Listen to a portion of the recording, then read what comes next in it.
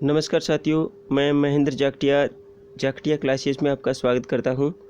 आज वीडियो श्रृंखला का यह वीडियो नंबर 4 है, जिसमें हम कक्षा 6 की पाठ्य पुस्तक हमारा राजस्थान का अध्ययन कर रहे हैं। यह अध्याय 4 है। तो अगर आप चैनल पर पहली बार आए हो, विजिट कर रहे हो, तो कृपया चैनल को सब्सक्राइब करें ताकि आपको समय समय पर नेक्स्ट जो भी वीडियो आएंगे वो समय पर उपलब्ध होते रहें।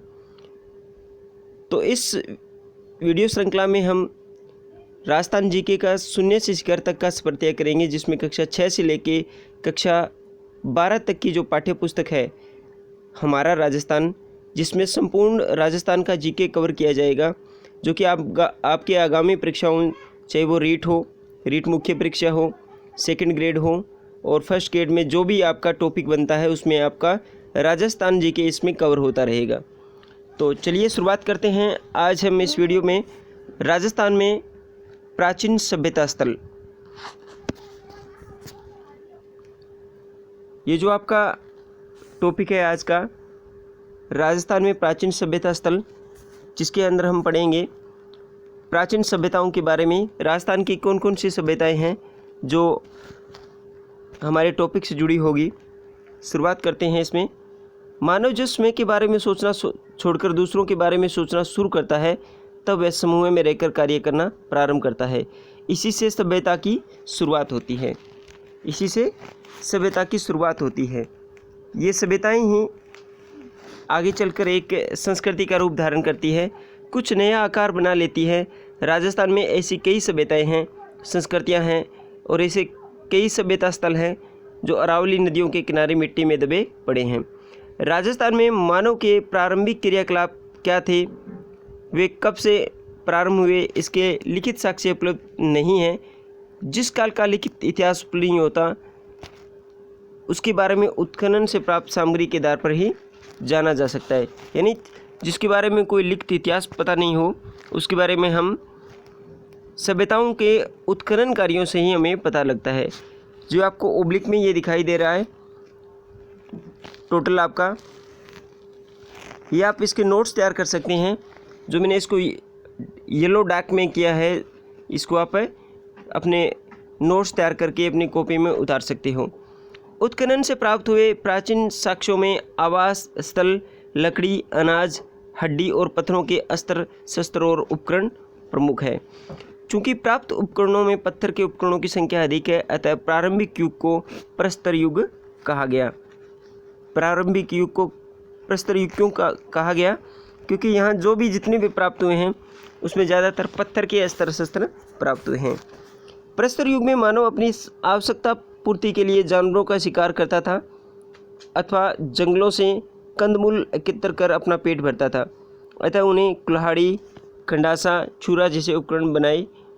मानचित्र 4.1 को देखकर जानिए कि राजस्थान में प्रस्तर युग के ये उपकरण मुख्यतः बनास, गंभीरी, बेंडच और चंबल नदियों की घाटियों और शैलाक्षों में बहुतायत में मिलते हैं।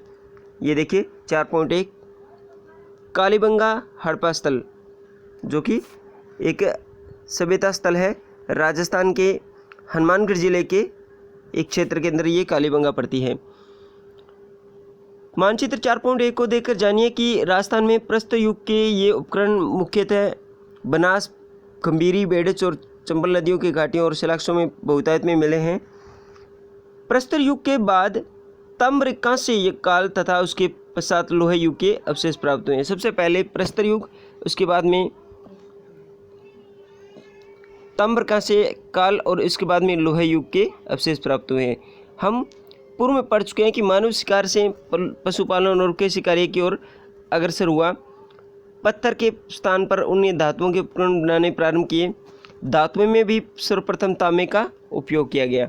ये बहुत ही मोस्ट इम्पोर्टेंट है आपके लिए, क्योंकि इसमें सबसे पहले कौन से आगे प्रश्न आएगा कि मानव ने सबसे पहले कौन सी धातु का प्रयोग किया, तो धातुओं में सबसे पहले उन्होंने तांबे का प्रयोग किया। राजस्थान में ताम्र सभ्यता के अवशेष कालीबंगा, गणेश्वर और आहड़ आदि क्षेत्रों से प्राप्त हुए हैं। ये जो आपकी लाइन है ये बहुत ही ज़्यादा मोस्ट इम्पोर्टेंट लाइन है। राजस्थान के अंदर ताम्र सभ्यता कहाँ से प्राप्त हुई है? कालीबंगा से, गणेश्वर से और आहड़ क्षेत्र से ताम्र सभ्यता के अवशेष प्राप्त हुए हैं। प्रश्न आ सकता है कि ताम्र सभ्यता के अवशेष राजस्थान में कहाँ से प्राप्त हुए हैं। तो एक बार पुनः हम पढ़ेंगे कि कालीबंगा से, गणेश्वर से और आहड़ क्षेत्रों से प्राप्त हुए हैं। इसके बाद में आगे पढ़ते हैं राजस्थान। ये मानचित्र दिया हुआ है जिसके अंदर आपको अच्छी तरह से समझकर और मानचित्रावली इसको भरकर आप अपने पास रख सकते हैं और इसे अच्छा अध्ययन कर सकते हैं। राजस्थान सभ्यता के प्राचीन स्थल, जिसे हनुमानगढ़ और गंगानगर की तरफ चलते हैं तो इसमें आएगा आपका रंग महल, बड़ोपल, सोती पीर, ये बीकानेर की तरफ है। हनुमानगढ़, गंगानगर में आपके ये रंग महल और कालीबंगा। सोनारी सभ्यता है वो झुंझुनू में। गणेश्वर सभ्यता है, ये गणेश्वर सभ्यता है ये आपका सीकर के अंदर।